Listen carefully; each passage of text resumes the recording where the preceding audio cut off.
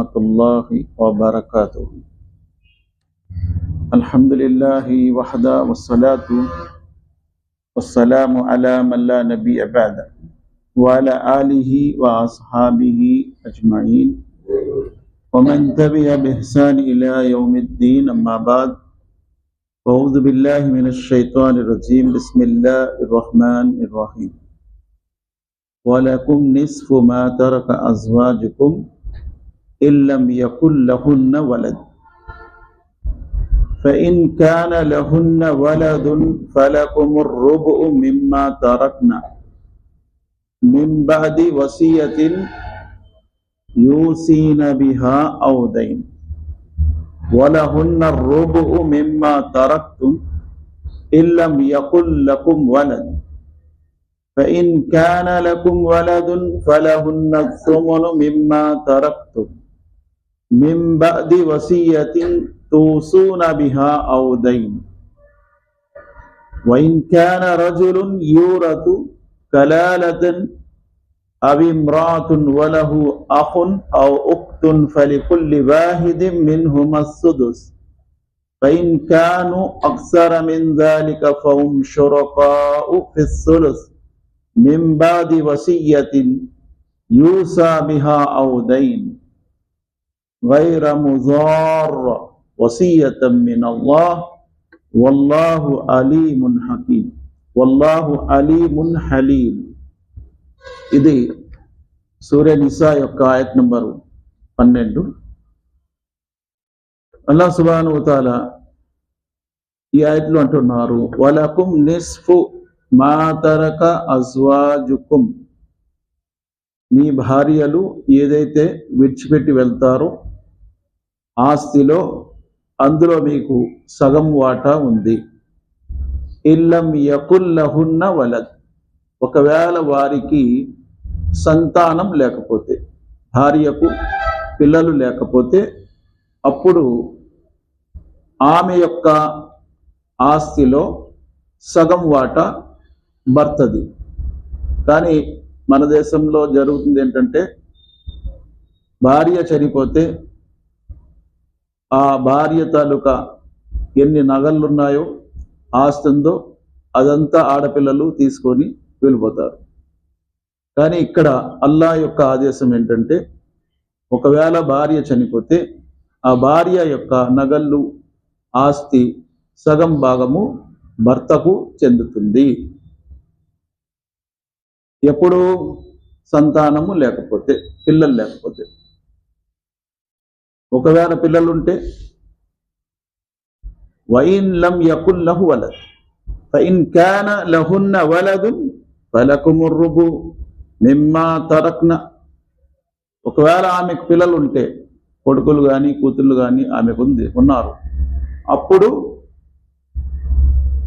పావు వాటా, 4వ వంతు, అంటే ఆమెకున్నటువంటి ప్రాపర్టీ ఆస్తి ఏముందో అది 4 భాగాలు చేసి ఒక భాగం భర్తకు చెందుతుంది. మింబాది వసియతిన్ యూసీన బిహా ఔ దైన్, కానీ ఈ విషయము గుర్తించుకోవాలి, ఆమె ఒకవేళ వీలునామా ఏమైనా రాస్తే అది ముందు అమలు చేయాలి. ఆ తర్వాత ఆమెకు ఏమైనా అప్పులుంటే అది ముందు చెల్లించాలి. ఆ తర్వాతే ఆస్తి వాటాలు పంపకాలు జరుగుతాయి. వీలునామా ఎంత రాయొచ్చు? 1/3 వంతు, అంటే మొత్తం ఆస్తిలో ఎంత ఉందో అందులో 3 భాగాలు చేసి ఒక భాగం మాత్రమే రాయవచ్చు వీలునామా. వీలునామా రాసింది ముందు అమలు చేసి అప్పులు తీర్చి అప్పుడు వాటా పంచుకోవాలి. ఇక్కడ అల్లాహ్ సుబ్హానహు వ తఆలా చెప్తున్నటువంటి విషయాల్లో, వంశంలో ఒకరు అసలు ఉంటారు, రెండవది ఫురు ఉంటారు, మూడవది హవాషి ఉంటారు. అసలు అంటే ఏంటి? ఫురు అంటే ఏంటి? హవాషి అంటే ఏంటి? అసల్ అంటే తల్లిదండ్రులు, ఫురు అంటే పిల్లలు, అసలు అంటే తల్లిదండ్రులు అంటే అరబిక్లో అసలు అంటే వ్రేళ్ళు, చెట్టు యొక్క వ్రేళ్ళు. ఫురు అంటే పైన ఉన్నటువంటి మ్రాను, కొమ్మలు, ఇవన్నీ ఫురు. హవాషి అంటే దాని పక్కనే మొలికినటువంటి మొక్కలు హవాషి. ఆ చెట్టుకు సంబంధించింది కాదు, కానీ పక్కనే ఉన్నాయి. అన్నదమ్ములు, అక్క చెల్లెలు, ఈ ముగ్గురు ఆస్తిలో వాటా ఉంటారు. తల్లిదండ్రులు, కొడుకులు, కూతుర్లు, అక్క చెల్లెలు, అన్నదమ్ములు. మరి ఇందులో పురుషులకు అసబ అని అంటారు. మొన్న కూడా చెప్పాను. అసబ ఆస్తి పంపకాల్లో పంపకమైన తర్వాత మిగిలింది అసబాకు చెందుతుంది. తండ్రికి కానీ, కొడుకులకు కానీ, అన్నదమ్ములకు కానీ అసబా. అసబాలో హవాషి కూడా ఉన్నారు. తర్వాత అల్లాహ్ సుబ్హానహు వ తఆలా అంటున్నారు, వలహున్న రుబు మిమ్మా తరక్తుం ఇల్లం యకుల్ లకుం వలద్. అలాగే భర్త విడిచిపెట్టినటువంటి ఆస్తిలో భార్యకు పావు వాటా. అక్కడ భర్తకు సగం అని చెప్పారు, ఇక్కడ భార్యకు పావు వాటా. ఇల్లం యకుల్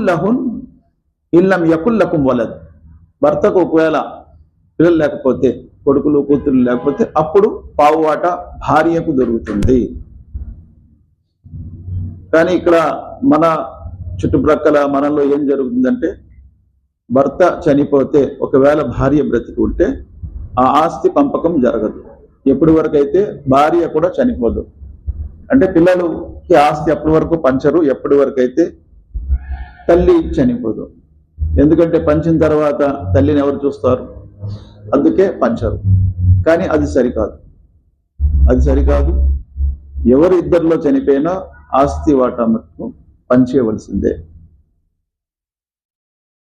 చాలా మంది ఏం చేస్తారంటే ముందే పనిచేస్తారు, బ్రతికి ఉంటుండగానే పనిచేస్తారు.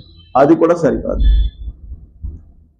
మరణానంతరమే, తదనానంతరమే పంపకాలు అనేది ఉండాలి. ముందు రాసుకోవచ్చు కావాలంటే, అది రాసుకోవడం కూడా వీల్నామా అనేది వేరు, ఆస్తి వాటాలు అనేవి వేరు. ఆస్తి వాటాలు ఎవరికైతే ఉన్నాయో అందులో వారికి వీల్నామా చెందదు. ఆస్తిలో ఎవరైతే భాగం లేరో వారికి వీల్నామా చెందుతుంది. వలహున్న రుబు మిమ్మా తరక్తుం ఇల్లం యకుల్ లకుం వలద్ ఫఇన్ కాన లకుం వలదున్ ఫలహున్న సుమును మిమ్మా తరక్. ఒకవేళ ఆయన గనక చనిపోయిన అతనికి పిల్లలు ఉంటే భార్యకు 1/8 వాటా, అంటే 8వ వంతు, 8 వాటాలు చేసి అందులో 1 వాటా ఆమెకు చెందుతుంది. ఎప్పుడది? మింబాది వసియతిన్ తూసూనా బిహా ఔదైన్. ముందు వీల్నామా పూర్తి చేసిన తర్వాత, అప్పులు తీర్చిన తర్వాత అప్పుడు ఆస్తి యొక్క వాటాలు పంపకాలు అవ్వాలి.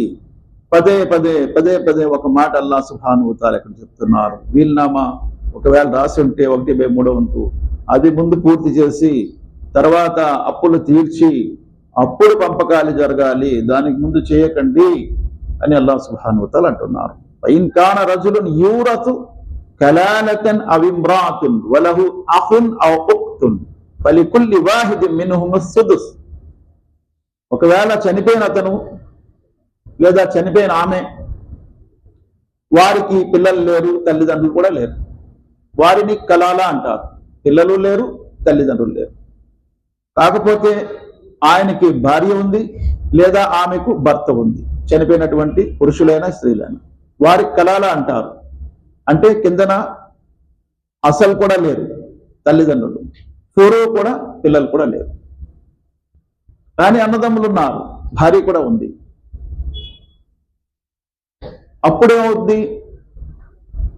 ఒక అన్న ఒక చెల్లె ఇద్దరున్నారు, ఇద్దరికి 6వ వంతు, 1/6 వంతు దొరుకుతుంది. 1/6 వంతులు ఎంత? 1/3 వంతు అవుతుంది.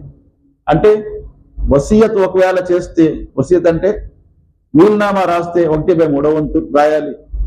అలాగే అన్న చెల్లె ఇద్దరున్నారు, వారిద్దరికి చెప్పే 1/3 వంతు, ఇంకా 1/3 వంతు మిగులుతుంది. అదెవరికి? అసబా. చెప్పాను కదా, అసబా ఎవరుంటే వారికి చెందుతుంది. వఇన్ కాన అక్సరు మిన్ దాలిక ఫహుమ్ షురకాఉ ఫి సులుస్.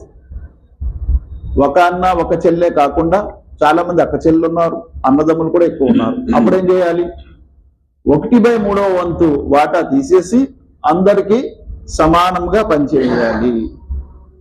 మిన్ బాది వసియతిన్ యూసా బిహా ఔ దైన్, ఇది కూడా ముందు వీల్నామా పంచిన తర్వాత, అప్పులు తీర్చిన తర్వాత పంచుకోవాలి. వసియతం మినల్లాహ్, ఇది అల్లాహ్ వైపు నుండి చేసినటువంటి హితబోధ వసియత్. వల్లాహు గైర ముజార్రా,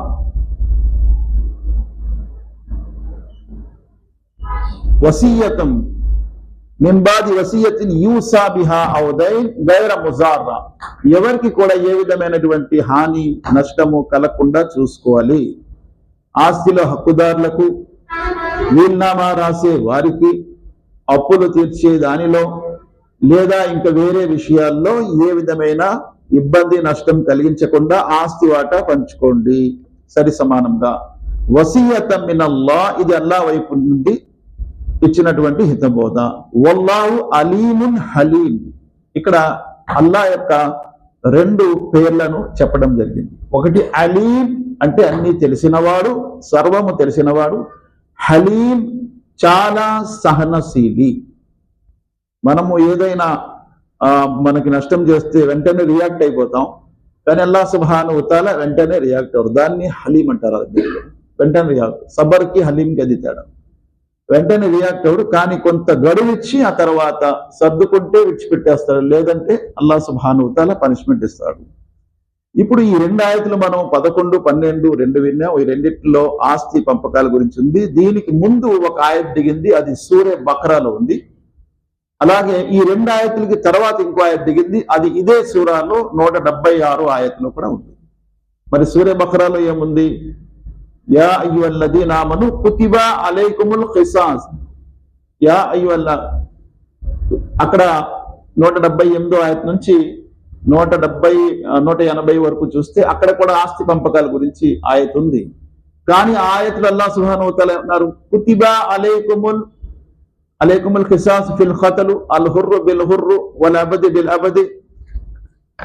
సూరే బకరాలో 180 ఆయతులో ఒక ఆయత్ ఉంది. అది చూసుకుంటే ఆయతుని మన్సుఖ్ చేశారు, రద్దు చేశారు ఈ ఆయత్ దిగిన తర్వాత.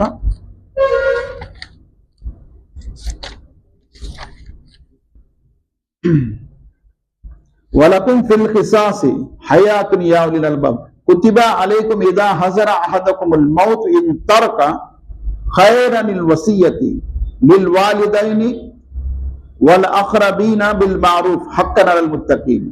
ఈ ఆయతలో ఏముంది? అప్పుడు వీల్నామా తప్పనిసరిగా రాయాలి. ఎవరికి?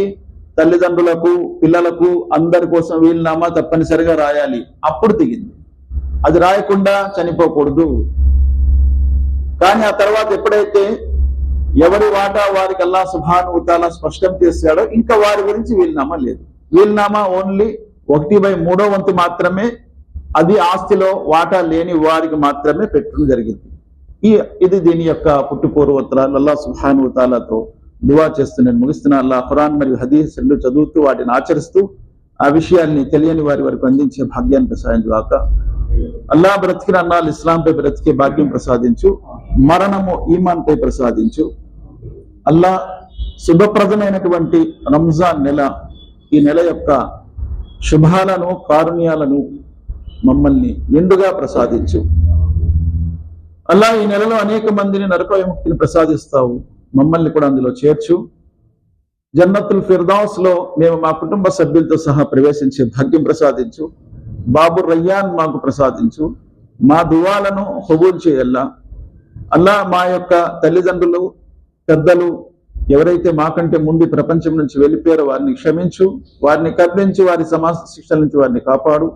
మమ్మల్ని కూడా సమాజ శిక్షల నుంచి రక్షించు. అల్లాహ్ మాలో ఎవరైతే అనారోగ్యంతో బాధపడుతున్నారో వారికి ఆరోగ్యం ప్రసాదించు. ఎవరైతే ఉపాధి లేక బాధపడుతున్నారో వారికి ఉపాధిని ప్రసాదించు. ఎవరికైతే ఉపాధిని ఇచ్చే అందులో బర్కత్ ఇవ్వు. అల్లాహ్ నువ్వు ఇచ్చినటువంటి ఆదేశాల ప్రకారము ఆస్తిలో ఎవరి వాటా వారికి మా జీవితంలో ఇచ్చే భాగ్యం మాకు ప్రసాదించు. అన్యాయం నుండి మమ్మల్ని కాపాడు. న్యాయంగా జీవించే భాగ్యం ప్రసాదించు. ربنا آتنا في الدنيا حسنة وفي الآخرة حسنة وقنا عذاب النار ربنا تقبل منا إنك أنت السميع العليم وتب علينا إنك أنت التواب الرحيم سبحان ربك رب العزة عما يصفون وسلام على المرسلين والحمد لله رب العالمين برحمتك يا أرحم الراحمين.